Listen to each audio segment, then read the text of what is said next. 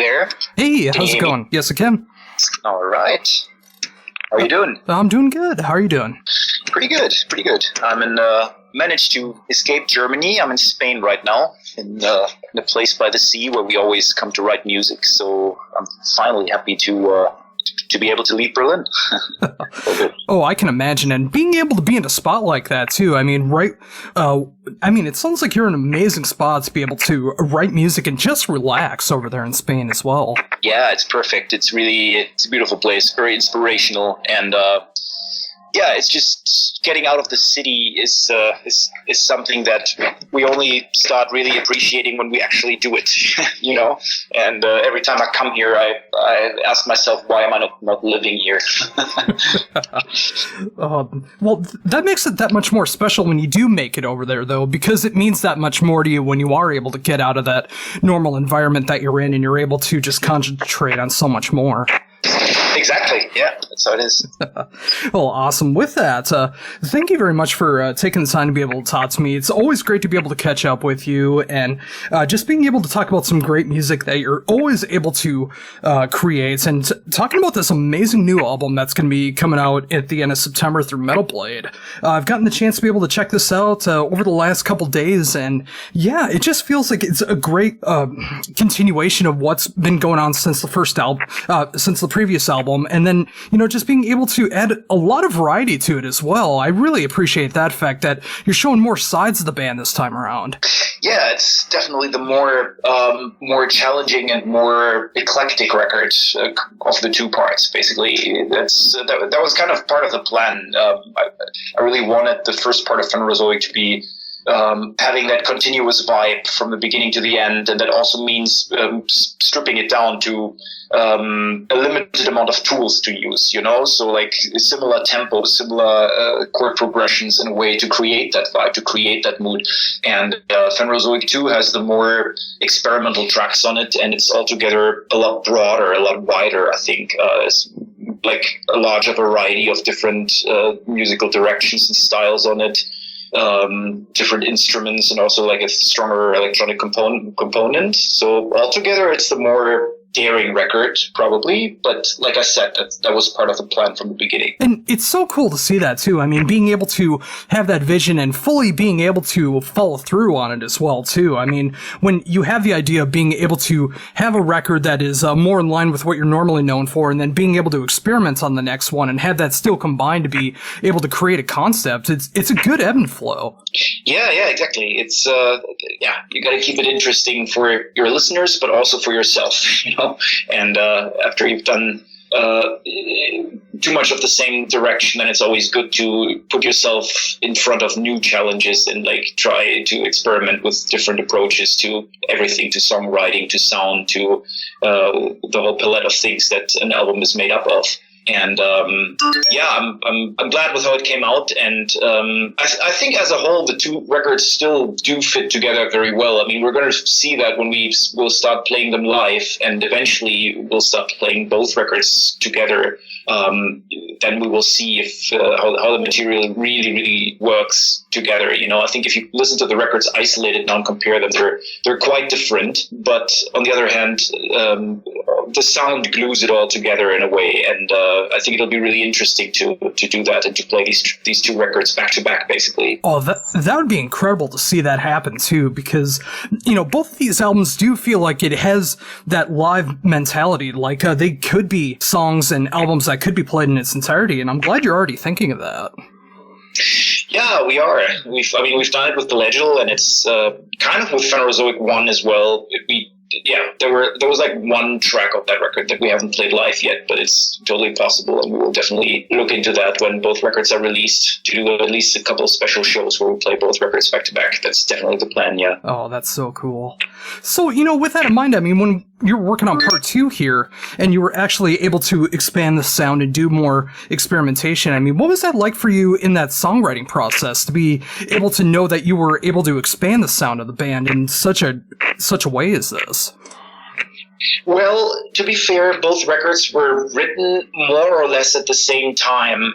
So it wasn't really a matter of like writing one record and then setting different paradigms, then writing the other record. The material was all dating back to more or less the same time. But then we just decided to split it up according to what fit best, and we focused on finishing the first part first, and then only returned to the second part last year, basically. There were some tracks that, let's put it like this, it was kind of clear for me, at least from the beginning, which songs would end up on part one. And part two was a bit of a mystery, and that relates to the fact that it was more experimental, that I didn't see the full picture of that record until fairly late into the process, actually, when we started the mix. And looking back at it now, it was healthy to do it that way. It was really interesting because while I had this clear vision of Phanerozoic 1, which made it a lot easier to develop that record, that was kind of missing from part 2. But in the end, it turned out really well, and things just fell into place organically and automatically. And I also intentionally wanted to not be too attached to my own ideas of how I wanted certain things to sound. So I put a lot of more effort into making detailed pre-productions of the first part, for example, as compared to the second part. And that's because I didn't want to be too attached to things that I had already developed by the time we mixed the record, so I kind of wanted to approach it more freely and more loosely. And the price to pay for that was that until very short before the mix, I didn't really see the full picture of that record coming together, but then it all happened and it all fell into place magically, and in the end it worked out better than I could have ever envisioned. There is, I think the record really is a journey from that starts in one place and it finishes in a very different place that you wouldn't necessarily be able to expect when you start listening to the first track, So it's a journey, and there is this kind of transitional phase between the Mesozoic half, the first half of the record, and the Cenozoic half. And in that, it also relates a little bit to Pellegil, which was also this journey. And there was also a track like Boundless Vasts or Signals of Anxiety, for example. That was like they had a similar function of transitioning between the very heavy, sprawling first half of the record and then the more subdued, moody, slower second half of the record. And I feel that this is something that somehow we did again with Phanerozoic 2, although that was not intentional. It just happened. But maybe that's just like one of the paradigms of writing music for me. So I don't really know. Yeah.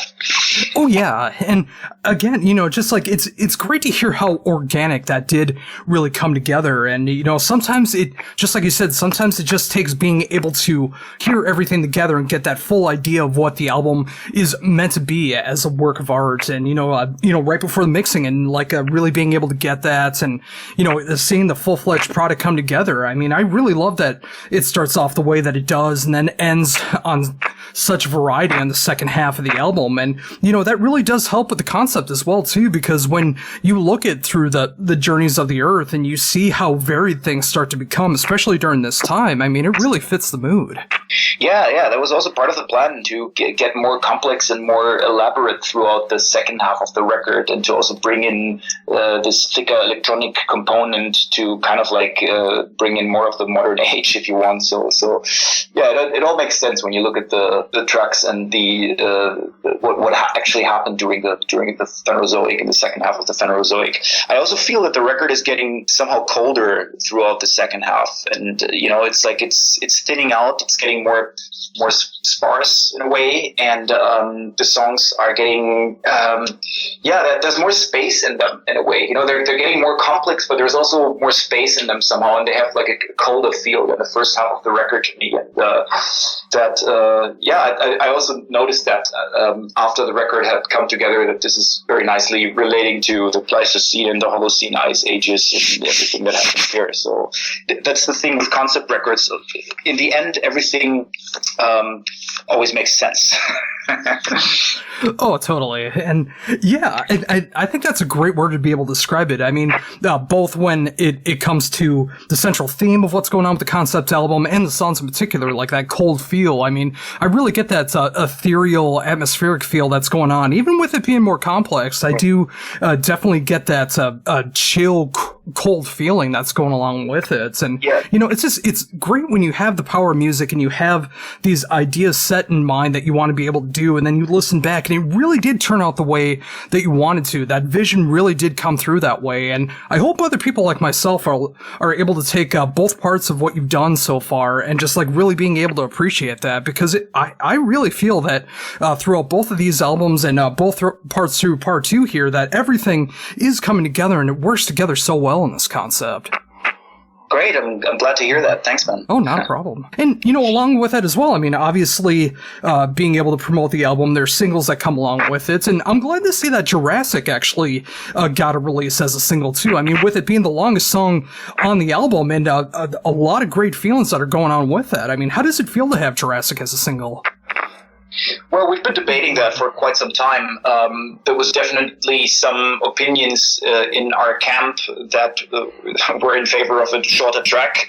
But in the end, we decided to release this one first because we've been silent for quite a while. People are sitting bored at home, hungry for music, and then why not throw out this big beast out there, And that's kind of what we wanted to do, to bring the first single out early. And it's a heavy song to digest. Like it's long. It's very complex, and it takes some time to properly absorb it. So that's why we wanted to release it early, and then leave some time for the second single, which is going to be Oligocene. I can already tell you. Cool. So a very different track compared to Jurassic, and like those two tracks as a whole, they kind of like sum up the full spectrum of this record, I think, because they're very antagonist, very, very, very different. And it's always difficult to pick singles. I've also wanted to premiere Triassic, but you got to make choices in the end. The third single is going to be Pleistocene, and we've been debating that a lot. In the end, it's always like, which are your favorite children? It's difficult to to answer that, and while doing justice to the rest of the record, and every single track is important there and plays a role in the big whole. So to pick out an isolated track is always something that hurts a little bit, but it's got to be done. Yeah. Oh yeah, and I'm very much that kind of album guy. I like being, especially when it comes to concept albums. I mean, that's the way to experience it, is from start to finish, and really being able to get the concept of what's going on, hearing the transitions in the music, how it goes from one phase to another. And yeah, being able to hear singles, I mean, you're just getting part of that. And the fact that you are showing like two very different songs on this album, just like you said, I mean, it's great to be able to show off both sides of what this album has in store, because I don't think a lot of people are going to be expecting that song when it does get eventually released. The Oligocene, you mean? Or which one? Yeah, exactly. Yeah, no, it's a very atypical Ocean track. It's emphasizing more for post-rock side, if you want so, and it was actually meant to be entirely electronic, but then we decided to record drums for it kind of last minute, and the drums were actually recorded not by our drummer Paul, but by our synth guy Peter, who's also a drummer. So it's like I said, it's a different track in many regards, but it's a very important track on the record, because it kind of like, it has this transitioning function between the heavy first half of the record and then the more sparse, cold, thinned out second half of the record, and that's its role in the big whole of the record, and that's why we decided to premiere that as the next track. Yeah, and I was wondering about that as well too, because it is that kind of song where I was wondering if there was supposed to be some like more electronica moments that were going on with the album, and the fact that you did add some real drums there before starting to layer in more of that, I think it really does work with that transition of the album too. I mean, being able to have those real drums before things start to get more of that electronic side. Yeah, exactly. And they sound slightly different from the next tracks. They all have real drums. There's like every single track on the record has real drums. That was actually the only one that was not meant to have real drums. But in the end, we also decided to record real drums for them. And I think it works better. But like what Peter did here was like he kind of tried to play very, very mechanical, very machine-ish in a way. So like he tried to sound like a machine basically, but it is a real drummer, and I think that's what really makes the difference here. Oh, totally. And I think that works so well when you have more than one drummer on an album, like in this situation, because, obviously you get one sound that's going on when you have the established drummer, but when you're able to show off a different side, when you have a member like that, when you're able to switch from the keyboards to the drums and you're able to have this different feel to it, I think it can completely change the sound of an album, and it's great to be able to have little differences like that once in a while. Yeah, absolutely. And it's also, like, I would love to do that live. I'm pushing Peter to play drums. He doesn't really want to, but he's a kick-ass drummer, and totally different style also compared to Paul. Paul is like, he's all over the place, and he really is a machine. He can play anything. Peter is he's a lazy drummer. He plays only what's absolutely necessary, and that's a good quality for a drummer as well, but he always plays the right things at the right time, and you never need to tell him anything. So they're very, very different drummers, but both very good musicians, and it's really interesting. It would be really interesting to see them play together. Actually, I'm working on that. I think Paul would be up for that very, very much, but Peter is the guy that doesn't really see his role in the band as a drummer, and I'm like, come on, man, you can do it. and hopefully with this, with them being able to record a track, hopefully the response to it will hopefully get his feet a little more wet and be more open to trying that live. Yeah, he's just a bit of a shy guy, and he doesn't like to get out of his comfort zone. And in this band, it's synths, and he has spent a lot of time on his setup here and on finding his place in the band. He only joined for Phanerozoic 1, basically. That was the first record he played on. Before that, he was our lighting guy, actually, for 4 or 5 years. So he's been traveling with us for a long time. He knew the band very, very well, but he hasn't actually started playing on stage with us until Phanerozoic 1. And it took him some time to adapt to his role in the band, being the synth guy, to find a setup that works live, and now he's comfortable with that, and he has that. And now, people are pushing him to play drums, and he's just like, I just arrived here, give me some beats. Oh, yeah. We'll see how that develops in the future, but there's a lot of potential in it, and I would like to incorporate that more, the percussion aspect and 2 drummers and things like that. That's something I would love to do. Yeah. Oh, I would love to hear that too. I can imagine that in the future where you have both Paul and Peter playing on the same song, being able to do like a percussion or 2 drum sets, or in that live setting too. I think that would just be so cool to be able to add those percussive elements. Yeah, there are tracks where we're already doing it on the record, like Triassic, for example. There's percussion in the beginning and drums. So in order to pull that off live, we kind of need someone to do that anyways. So it would actually make sense in a lot of ways already on the existing records. Also, the Carboniferous Rainforest Collapse on Phanerozoic 1 is also a track that has 2 drum tracks, like drum overdubs, basically, and Paul's kit, and then there's a percussion track with, I think it's only snare and toms. So it's already there. We just need to do it, basically. Oh yeah, and yeah, that's what I meant in that live setting, and then in the future as well too. Especially when if Peter becomes more comfortable with being able to do that and just being able to see where that experimentation can go on with more of that confidence going into it. Exactly. Yeah. And, I'm mentioning that as well, too. Especially when it comes into that live setting. I know you guys so well as a live band, and always putting on some of my favorite shows that I've ever seen. And I just imagine how hard it is right now, and knowing that pretty much all of 2020 has been a wash, not being able to do shows. And of course, with the album coming out in September, there might be the possibility at the end of the year doing some shows, but most likely 2021. And, I gotta imagine that hurts a bit, not being able to really give this album the proper touring promotion that it deserves right now.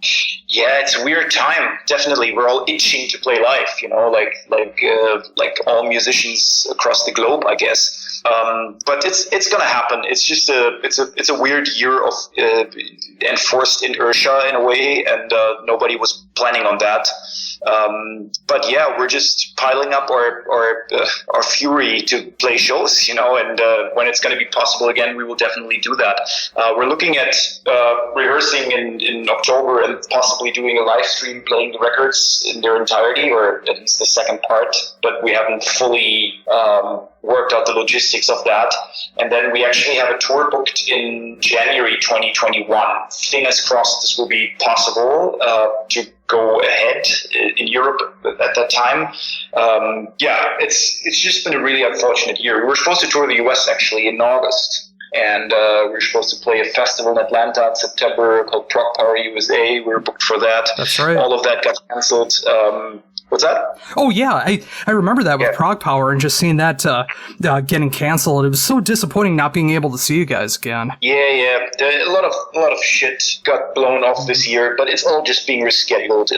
We'll definitely come over there in 2021, I'm pretty sure. Oh, fantastic. And yeah, I mean, every time that I see you guys are coming over here to the States and I have the opportunity to be able to see you guys live, I mean, I love the energy that you guys put out there. I mean, no matter how fast, no matter how heavy, no matter how experimental that you guys get on stage with the set list and the songs that you do, it always makes for such a killer show. And then you add the lights on top of that and the production work, everything that goes into it. You guys make such a killer show. And that's the way I'm just trying to look at it now. I mean, when you guys eventually do get back into being able to play live and just being able to expulse that fury of being able to play live shows again and just experiencing that energy again. And that's why I'm happy to see if it does happen, eventually being able to do that live stream, being able to play the album, I think that would just be a good way to be able to get back into it.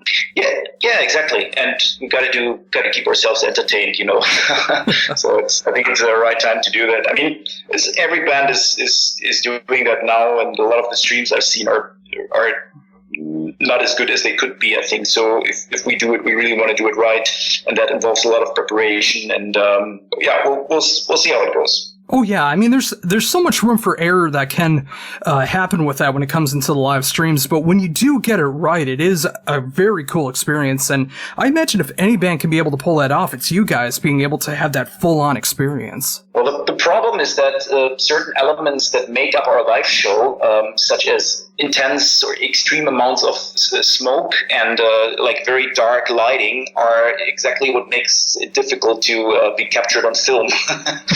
And it's either you do this dry kind of in the studio setup, which can be cool, it's really just showcasing the actual musicianship, or you do a full-fledged live show with lighting and everything, but then you're risking that it's just not the same when you watch it on video as when you were actually standing within those swathes of smoke, so it's difficult to make it work well, and we have the ambition to find the right compromise there, and that will take some working out how to do it. Oh, I can definitely imagine. And, again, with all that's going on, I mean, obviously with all this unexpected free time that's been going on here in 2020, and now you over in Spain right now, I mean, how have you been able to deal with the situation that's been going on? How have you been able to pass the time? Well, it's been an odd year. It's been a really weird year, I guess, for everyone. It hasn't been as bad in Berlin. Yes, we were stuck at home for quite some time, but we could still go out to supermarkets and shops and everything. And somehow all of this happened at a time when the ocean would have been kind of immobilized anyways. And so I'm kind of thankful. It kind of all happened at the right time. Our singer had surgery on his ear and wouldn't have been able to play shows for at least 2 or 3 months, and the same for a bass player. He had a disease on his fingers and he hasn't been able to play for several months. So if it wasn't for Corona, then we would have had to cancel a whole bunch of stuff from our end.